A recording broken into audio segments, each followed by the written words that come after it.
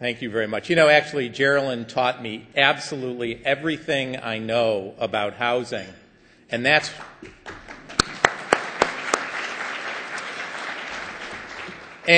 why, in the depths of the last Great Recession, she was able to convince me to do a massive multi-billion-dollar housing program, because I had no idea what she was talking about.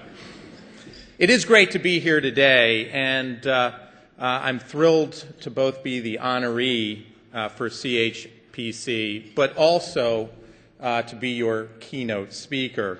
It's especially great to be here for CHPC because throughout sort of the last, not just 50 years, but for the last 70 years or so, CHPC has been on the vanguard of what has truly made New York remarkable, and that is its ability to constantly regenerate itself. We do that with the help of an amazing team in government, and I really, Geraldine talked about me and the accomplishments. The reality is I played a role, but we had a remarkable team in City Hall, including Amanda Burden, Bob Lieber, my successor, and I'd really love for everyone who had participated in economic development in the Bloomberg administration just to stand up for a second and be recognized.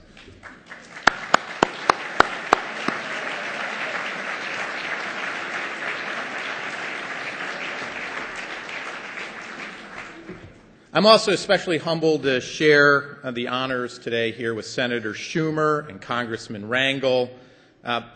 Their heroic efforts to create and pass the 2008 Housing and Economic Recovery Act, for each of them, are only the latest example of efforts that have given New York opportunities and come to its rescue at its moment of need. And for me, it was an extraordinary pleasure to serve with them in government. We all recognize, though, that despite their best efforts, every day it seems that the news about the economy becomes worse and worse. It is so easy to be hopelessly gloomy today. Crushing unemployment, rising mortgage delinquencies, and falling home prices.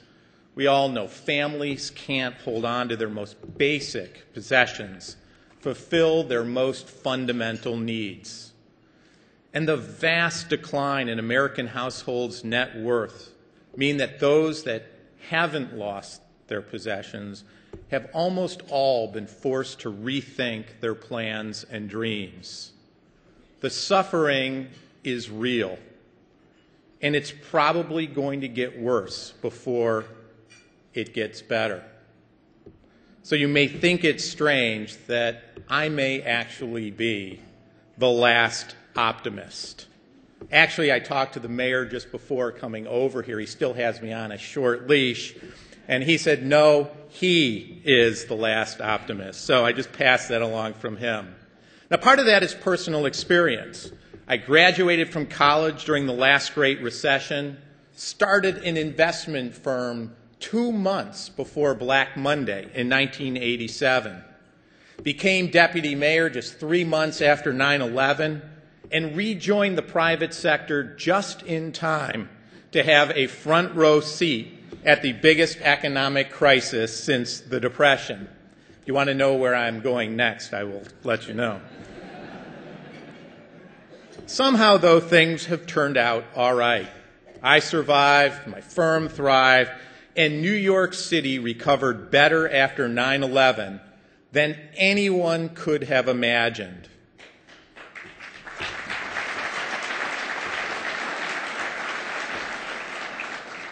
And it will again.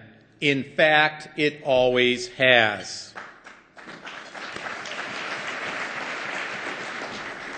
To understand New York, you have to understand the financial cycles, because New York was literally formed by the rhythm of boom and bust. By my count, New York has endured 11 financial panics, crashes, or busts since New York became a financial center in the early 1800s. There was the Depression of 1807, the panics of 1819, 1837, 1857, 1873, 1893, 1907, the Great Depression, the oil shock of the 1970s, Black Monday, and now our current crisis. Now, if you go back, and I've done this, and look at the newspaper accounts during every single one of the previous 10, you will read exactly the same things. The Wall Street model is dead, and more ominously, New York will never recover. It doesn't matter if it was 1837 or 1974. In New York, as good a proxy as there is for the global financial system and the economy in general, has always come back. And it has always come back stronger than ever. History is perfect on that one, 10 for 10. When you study the history of those cycles, you find that in every single case, what led us out of those dark periods, what produced the dramatic change in psychology that restored confidence, that got people investing in the future again, was major innovation. Now, when I say innovation, I mean a fundamental change that set the economy on a new path, creating industries and thousands of companies. Sometimes that innovation was technological, like the cotton gin or the internet. Sometimes the innovation was financial, like securitization or junk bonds. And just as we have just seen, inevitably, the optimism bred of those innovations becomes irrational, leading to the crash that starts the cycle all over again. For New York, it's in the exuberant times that our great institutions of culture and learning are created and expanded. It's also during those times that we have built the social service network that has made our city the most compassionate in the nation. And it is in the times of crisis that we are forced to reevaluate the way we do everything, producing transformative change that starts the cycle all over again. Time after time, out of destruction comes a creative regeneration. At Bloomberg, we can already begin to see that happening. Now, nearly all of the public focus is on the demise of the large companies like Lehman and Bear Stearns, AIG or Merrill Lynch, or the hedge funds who have failed. And without minimizing in any way the personal and corporate tragedies involved, they mask a larger truth.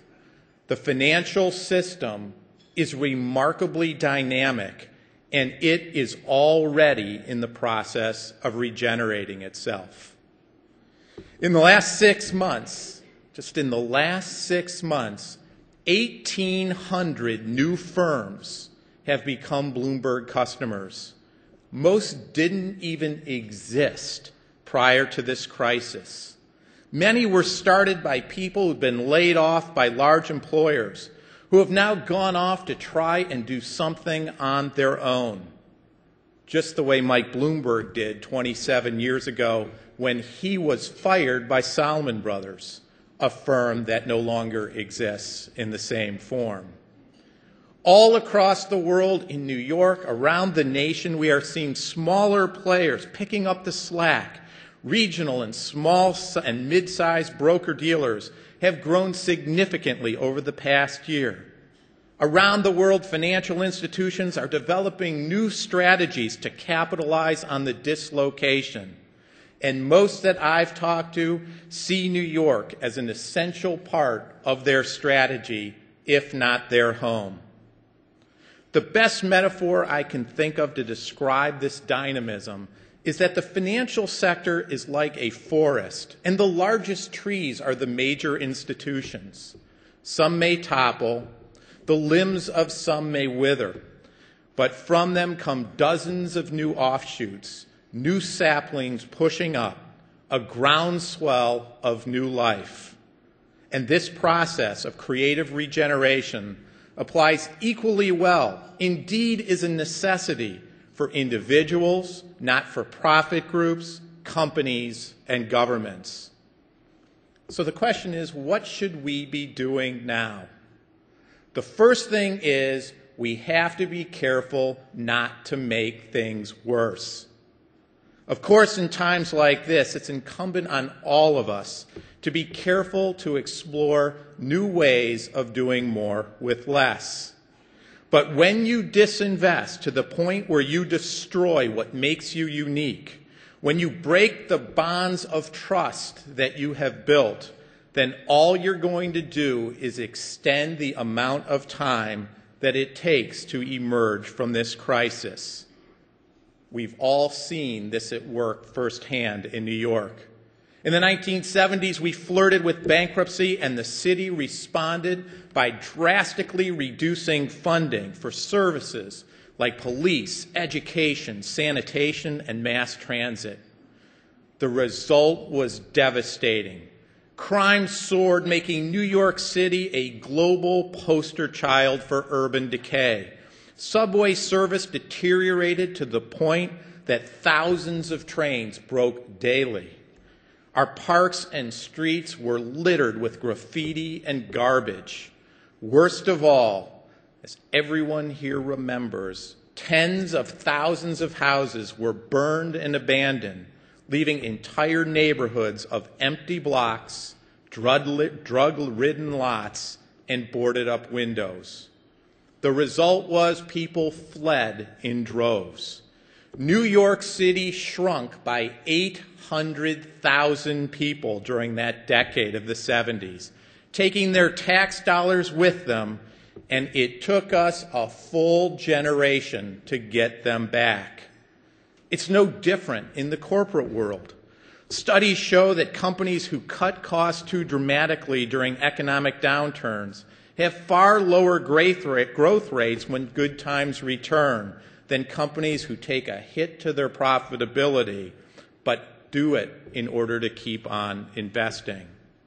That's why, for example, at Bloomberg, we've made the decision this year to sacrifice short-term profits to invest aggressively, to build new products, invest in new businesses, bring on new talent, all to increase our market share so that when the recovery does occur, we're better positioned. We are actually adding 1,000 people this year, the majority of them in New York City.